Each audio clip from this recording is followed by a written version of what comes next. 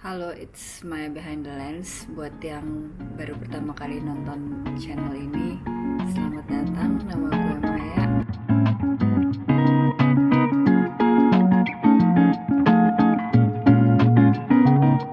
Jadi karena udah lama banget nggak bikin konten dalam bahasa Indonesia, karena gue udah lupa banget gimana cara ngomong bahasa Indonesia. Gue akan cerita tentang pengalaman gue working holiday visa. Jadi ntar ada beberapa episode spesial mengenai work and holiday visa. Ya intinya gue mau cerita pengalaman gue, kenapa gue bisa ikut work and holiday visa di Australia selama 1 tahun.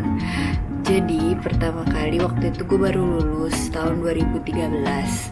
Tahun 2013 awal April, gue inget banget April. Nah saat itu gue masih kayak mikir-mikir gitu mau lanjut kerja atau sekolah. Nah tapi ya gue apply sekolah juga, cuma gak keterima. Terus apply beberapa pekerjaan, ada yang keterima, ada juga yang gak keterima. Terus kayak saat itu plannya kan kayak ya ada satu plan yang mengharuskan gue untuk mengubah plan-plan gue yang lainnya. Nanti ceritanya. Nah, karena gue berpikir dari lulus dari gue hidup nih kayak SD, SMP, SMA, kuliah, habis itu misalkan nikah, habis itu punya anak, terus meninggal, udah selesai, kerja terus habis itu udah selesai. Dan gue pengen kayak ada 1 tahun dimana kayak gue bisa traveling atau ya intinya experiencing life. Ya gitulah pokoknya, kayak biasalah anak umur 22 tahun 22 tahun kayak pengen mencoba sesuatu yang baru. Jadi waktu itu kayak gue pengen banget nih kayak coba kerja di luar negeri, tapi gimana caranya, kayak bingung kan, kayak gue tidak secemerlang itulah waktu kuliah, kayaknya gue nggak mungkin gitu kayak kerja di perusahaan di luar negeri. Terus ya udah akhirnya gue saat itu 2013 kayak setahun kayak semikir sambil apply sekolah juga, apply kerja juga. Akhirnya gue kayak iseng tuh satu malam kayak gue harus nih kerja kayak luar negeri, tapi kemana ya, nggak tahu kan. Nah saat itu gue akhirnya googling kerja di luar negeri, dan yang muncul adalah work and holiday visa. Ya serandom itu emang. Pas gue buka itu websitenya dari Kementerian Imigrasi ya, Kementerian Hukum dan HAM kayak gitu. Terus kayak ini apaan sih work and holiday visa? Gue bener-bener nggak tahu sama sekali itu apaan. Mungkin lo bisa lihat di sini. Jadi pas gue cek, ternyata kerja di Australia selama setahun, oke lah gue apply, gue cobain gitu ya. Terus setelah gue membuka website Kementerian Hukum dan HAM, kalau masih sama ya, jadi tahun 2013 itu 2013-14 lah ya, gue lupa. Terus pas gue buka, ada nih, terus akhirnya ya udah gue daftar apply, dan saat itu gue pakai IELTS. Kenapa gue pakai IELTS? Karena itu yang gue punya, karena gue sekalian punya IELTS sekalian buat untuk apply S2. Jadi gue pakai IELTS gue, kalau nggak salah IELTS sih, tapi TOEFL di situ persyaratannya TOEFL ya, di websitenya persyaratannya TOEFL. Dulu persyaratan WHV itu seinget gue itu kita harus punya tabungan sebesar 5.000 Australian dollar, terus nilai TOEFL minimum 450.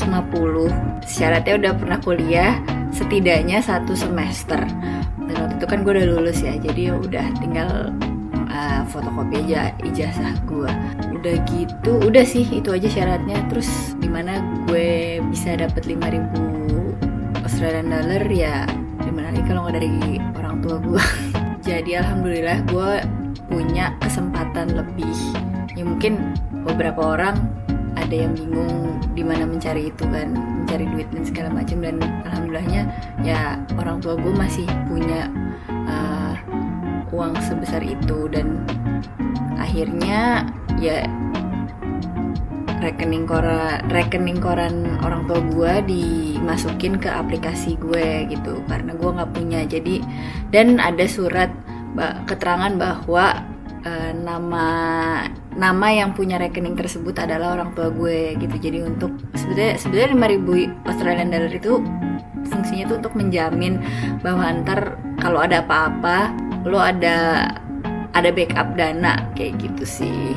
Terus ya udah akhirnya gak lama dari situ waktu itu prosesnya cepet banget, kayak gue apply daftar online terus kayak langsung dipanggil sekitar 2 bulan kemudian gue interview di Kementerian Hukum dan HAM, ditanyain kamu mau ngapain kerja di sana, mau apa. Terus ya udah akhirnya gue ngomong aja gue pengen jadi kayak asisten di university, walaupun itu kayak hal yang mungkin terjadi cuma tidak terjadi di gue gitu. Karena gue inget dulu gue punya temen yang lagi S3 di sana dan ya udah gue ngomong aja kayak ya gue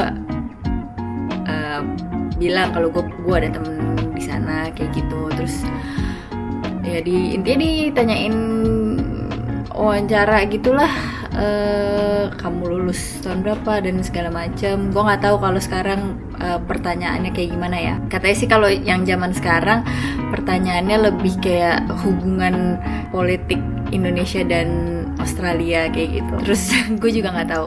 Ngomong-ngomong, setelah selesai wawancara udah dapet nih izin dari surat dari Kementerian Hukum dan HAM-nya. Abis itu kita harus apply visa. Nah di apply visa ini kita bayar sebesar 5 juta. Seinget gue saat itu 5 juta. Abis itu sebelumnya kita harus medical check up kayak ronsen paru-paru itu wajib.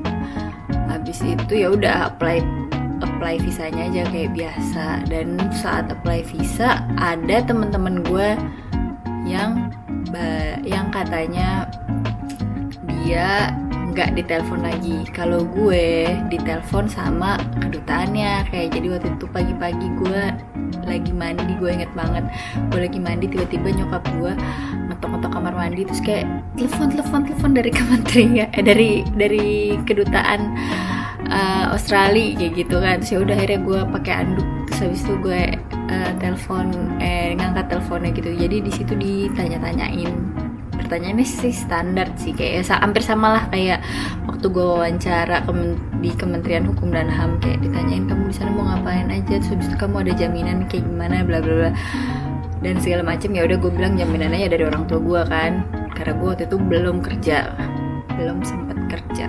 Ya udah akhirnya dari situ nggak lama kemudian gue dapet email bahwa gue sudah mendapatkan visanya. Nah visa kan udah aman nih semuanya, udah dapet nih visa. Jadi gue tinggal berangkat aja nih. Sebelum berangkat ya intinya gue menyisihkan waktu ya 1 atau 2 bulan ya untuk say bye bye sama teman-teman gue. Padahal walaupun itu cuma setahun doang ya. Ya udah kayak gue kirim aja gue ketemu teman-teman gue terus kayak bye bye dan minta blessing dari orang-orang terdekat. Hal yang gue lakukan sebelum gue berangkat yaitu gue beres-beres biasa packing, dan gue pakai 1 koper besar dan backpack. Jadi backpack dan koper karena gue nggak suka backpackan yang gede gitu, yang kayak ransel yang gede gitu, karena gue cepat pegal. Jadi gue pakai koper yang besar aja, jadi ranselnya cuma ransel kecil. Terus ya udah kan biasa prepare segala macem, bawa baju. Sebetulnya saran gue sih untuk yang mau berangkat, baju di sana banyak yang murah kok, ada Kmart, ada segala macem gitu ya. Maksudnya bawanya yang esensial aja, kayak misalkan coat 1 atau 2 yang cukup aja. Karena gue nggak bisa dingin ya, walaupun katanya Australia itu negara yang winternya paling nggak dingin, tapi gue pribadi tidak bisa dingin karena gue alergi dingin. Jadi gue bawanya pakaian yang tebal padahal cuma 15 derajat doang. Selain packing dan segala macem, pastinya packing, hal yang gue lakuin sebelum gue berangkat itu adalah gue mencari akomodasi. ini agak tricky sih karena gue bener-bener nggak tahu siapa-siapa di sana. Ya gue punya satu temen doang itu, dan dia kan student ya, beda sama gue gitu visanya. Gue mencari akomodasi online, gue lupa waktu itu apa websitenya, bener-bener banget, itu random banget. Gue ya udah akhirnya gue, kalau nggak salah indoozi.com, sorry. Nah, di indoozi.com tuh ada orang yang nyari roommate gitu, dan ya udah di situ roommate gue satu cewek dan dua orang cewek, satu orang Indonesia, satu orang Korea. Tapi dalam satu rumah itu kita tinggal berempat. Di situ diceritainnya kita tinggal berempat, satu lagi orang Indonesia juga, cuma beda kamar. Yaudah akhirnya gue book aja tuh dengan PD-nya, book untuk 6 bulan kalau nggak salah, dengan ada depositnya. Habis gue booking itu, gue juga mulai cari-cari kerja sih, cuman nggak ada yang dapet karena websitenya juga tidak memungkinkan untuk gue bisa apply dari Indo. Waktu itu gue belum tahu apa-apa nih, bener-bener blank ya, ini cerita gue blank. Ntar kalau pas gue udah tahu, ntar gue kasih tips-tips ya. Jadi ya gue waktu itu apply di gumtree.com. Tapi ternyata kalau dari Indo itu kan ada VPN-nya gitu deh. Jadi kayak jobnya nggak update gitu. Mungkin kalau lo punya VPN Australia, lo bisa buka Gumtree dari sini dan lo bisa apply, itu bagus mungkin ya. Nah jadi gue bener-bener belum apply juga tuh dari Indo. Akhirnya gue dengan yaudah modal nekat, gue itu tuh gue beberapa juta ya, gue lupa. Pokoknya gue inget gue itu bisa bertahan hidup sekitar seminggu lah. Ya itu sih cerita awal gue WHV tahun 2013. Mungkin ntar kedepannya gue bakalan cerita banyak sih, karena awalnya gue juga bukan malas sih, maksudnya gue awalnya gue enggan untuk membuat video cerita gue tentang WHV. Cuman ya biar channelnya rame aja. Terus habis itu mungkin ada yang pengen tahu pengalaman gue waktu itu.